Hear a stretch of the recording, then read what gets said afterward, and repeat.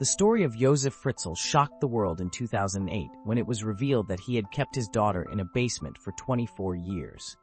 All those years he beat her, abused her, and used her to fulfill his needs. Perhaps she would have remained captive, if not for a fortuitous coincidence. Josef Fritzl was born on April 9, 1935, in the small Austrian town of Amstetten. His father, Franz Fritzl, served in the army, and his mother, Rosa Fritzl, because of health problems, was forced to run a household. The family lived in poverty, and when his father left them in 1939 to seek a better life, the situation became even worse. There were days when Josef and his mother had no food, and then kind neighbors came to the rescue. Fritzl remembered his father as an irresponsible loser who constantly cheated on his mother. Despite the hard times, Josef's mother was a strong woman. She taught him discipline and restraint, valued hard work, and was stern when needed. It was later discovered that Rosa Fritzl was sometimes overly strict, and acquaintances considered her a real tyrant. It was said that Josef often took out his rage on animals, mocking them. At the age of 16, Josef graduated from school and entered a technical school, where he learned the profession of electrical engineer. After graduation, he got a job at a local steel company and soon met a girl named Rosemary. Their romance was tumultuous, and they were soon married. Josef was 21 years old, and Rosemary was only 17.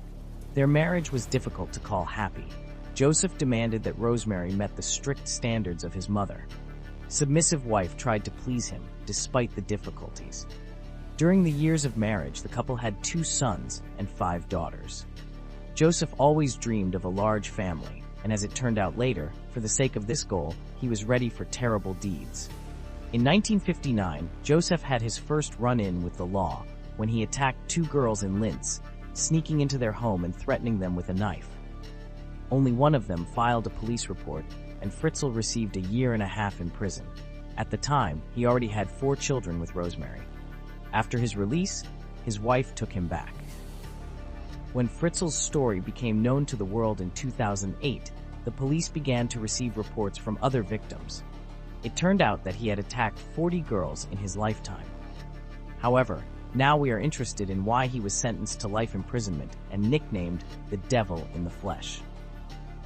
In the 1980s, Josef went into real estate and purchased several lots in his hometown. The locals considered him a successful businessman, although he went into great debt to do so. Outwardly, Josef looked respectable. Expensive suits, a car, rings on his fingers, impeccably clean shoes. 10 years later, his criminal record was expunged, and he appeared to the townspeople as an upstanding businessman and family man. But his family knew what he really was. Rosemary's sister, Christina, said the whole family lived in fear. Josef kept them under strict limits and punished them for any disobedience. The children were not to make a sound in his presence. For the slightest infraction, he punished them, teaching them strict discipline. Rosemary later confessed that at that time she was completely dependent on her husband because she had no education and no job. Taking advantage of this, the husband abused his beloved in every possible way.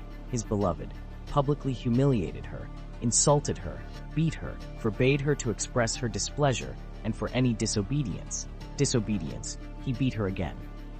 I was so happy when he was away from home, but his return used to terrify me. That brute used to beat me and the children. He treated us no differently than scum.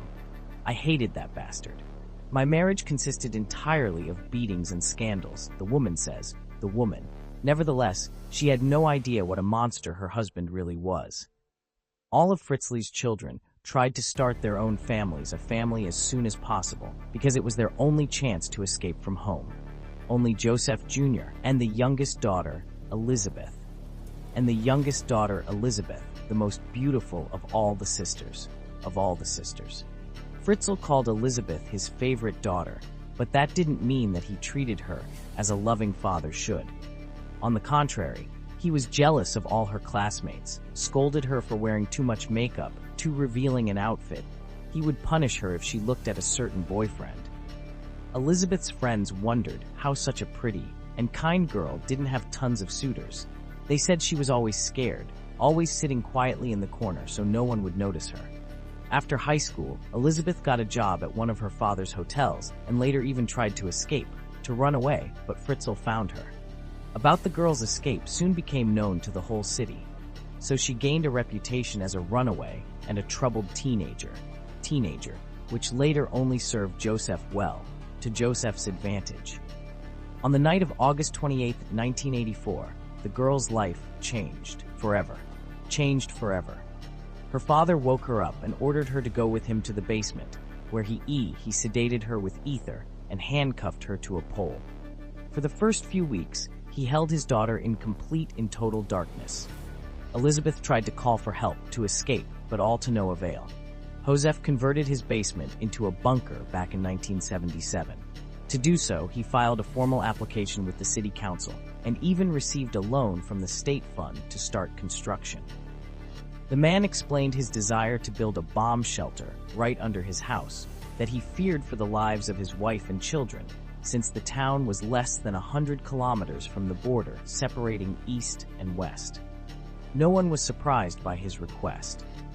Josef Fritzl only went down to the basement to bring his daughter food and to use it. After the girl tried to fight him back, he put her on a dog chain. That's how she spent about 9 months. Now Josef had to come up with a plausible story for his daughter's disappearance. He himself filed a police report saying that his little girl was missing. A few days later, he brought a letter from Elizabeth, telling her that she had left home and would not be returning and wouldn't be coming back, asking not to look for her. The letter was written in her own hand, so it didn't raise any suspicions.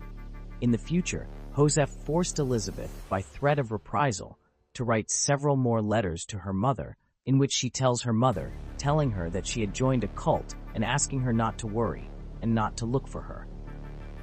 Day by day, ever since he locked his daughter in the basement, her situation has gotten crazier and crazier. I often wanted to tell my friend everything, but I was afraid of being locked up, Josef Fritzl confessed. He claimed that the first intimate relationship between him and his daughter took place in the basement. The man said that he could no longer contain his desires. He wanted children with Elizabeth and dreamed of having a second child in the bunker, a second family in the bunker. And so Elizabeth became pregnant. For 9 months, the girl worried about what kind of child her child would be. She gave birth by herself. Even Josef wasn't around at that moment. However, shortly before, as a caring father-to-be, he had provided her with hot water, towels, diapers, antiseptic, books for new moms. In 1989, a baby girl named Kirsten was born. From birth, she suffered from seizures. Doctors would later diagnose her with epilepsy. Well, but other than that, she was a normal child. With her birth, Elizabeth said life made sense, had some meaning now that she had to take care for Kirsten. Besides, after the birth, the beatings from her father had stopped, but it was too soon to be happy. After the birth of his daughter, Fritzl's inflamed mind began to see Elizabeth as a wife. He bought her lingerie, took her on dates in the basement, and of course, he took advantage of her regularly. A year later, the girl gave birth to another child, a boy, Stefan. In 1992, a daughter, Lisa, was born. Then this family became very cramped to live in one room. The area of the bunker was only 20 square meters. The father continued to use Elizabeth right in front of their children because they had nowhere else to go. There was nowhere else to go. But when the youngest girl started to get sick, Josef thought of a way to solve the problem. Elizabeth and I planned the whole thing together because we both realized that Lisa, with her poor health, had no chance of surviving in the basement. It wasn't hard to get Elizabeth to write a letter, telling her that she was unable to raise the child, and so she was relinquishing the child. Maybe she didn't want to give up her daughter, but if she loved her and wanted her to survive, she had no choice, Fritzl says. In May 1993, Josef threw 9-month-old Lisa under the door of his own house. In addition to the baby, the box contained a letter in which Elizabeth asks the parents to take care of their daughter. Rosemary was to receive 2 more such in the future. The woman had no idea that all this time, Elizabeth had been under their feet. In just 24 years of her imprisonment in the bunker, Elizabeth bore Joseph 7 children, 3 of whom were lucky enough to end up on the surface. Elizabeth's mother was no longer surprised to see a box of foundlings, a box with a foundling under the door. The other 3 had spent their entire lives in the bunker. Children who had not received proper treatment, education, toothaches. They were physically weak, stuttering, stressed, under constant stress. Even with their combined strength, they couldn't have defeated their tyrant grandfather. In addition, he constantly suppressed them psychologically, humiliated and insulted them. And his grandchildren, who were allegedly planted by his daughter, Joseph, on the contrary, spoiled. The whole family went on vacations, and the children received books and toys. After graduation, went to study at a prestigious college. He still remained strict, but no longer allowed himself such behavior, like he did when he was raising the older kids, maybe because of age, maybe because he was tired from fatigue. Living on 2 families and carefully hiding it every day became more and more difficult. More and more difficult. Nevertheless, Josef managed to find time for entertainment. Covering himself with shopping trips, shopping and meetings with friends, the man would go to a gay bar or a brothel where he would satisfy his needs.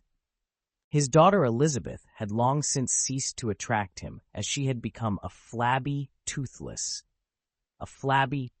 old woman. So Joseph would order himself his best prostitute, and for an extra fee to make love to her in the basement of the brothel, a dark place that appealed to him. When he returned to his home basement, the man would show her a picture of the children who lived upstairs and told her about their progress. It could have gone on like that, but one day, Kirsten's eldest daughter Kirsten, became very ill. Since he couldn't call a doctor, Josef just gave her aspirin, and the girl fainted a lot. Eventually, under the pressure of Elizabeth, Josef had to take Kirsten to the hospital, making up a story that the mother had left her daughter like that on his doorstep. Allegedly, she had done this before, but with small children. The accompanying note, of course, was attached. The doctors found the story rather suspicious.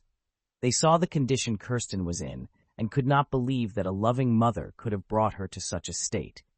Her teeth were rotten and had long since turned black. She was incredibly thin. Soon the police became interested in the situation. There were many inconsistencies in Josef's story. Why did the mother leave the girl at the door instead of taking her to the hospital herself? Why was the girl in such a terrible condition? Had she never seen a doctor? Meanwhile, Kirsten was dying. She was put on a ventilator and put on dialysis. To track down her mother, the story of the abandoned girl was broadcast on television. Elizabeth had a television in the bunker, so she saw the broadcast. The daughter begged her father to let her go free to the hospital, promising that she would never betray their shared secret. And Josef agreed. For the first 2 hours of the interrogation, Elizabeth did stick to the cult theory, sticking to the cult story. But when the police officers convinced her that she was safe, she told them her whole story. The next day, Fritzl was forced to bring an operative to the basement where they found Elizabeth's other children. The boys were immediately taken to the hospital, and their tormentor was taken into custody. On March 19, 2009, 73-year-old Josef Fritzl was sentenced to life imprisonment. He was found guilty on 5 counts. The Austrian maniac is serving his sentence in an institution for the mentally ill, known by an assumed name, under the assumed name Merschau. All victims of the criminal have undergone a long rehabilitation. Elizabeth and her children now live in Austria under different names, in a place that's kept secret. It can be said that this story has a happy ending. However, we will continue to report on high-profile crimes from different parts of the world, so expect more stories on our channel soon. You can support our channel by subscribing. See you soon.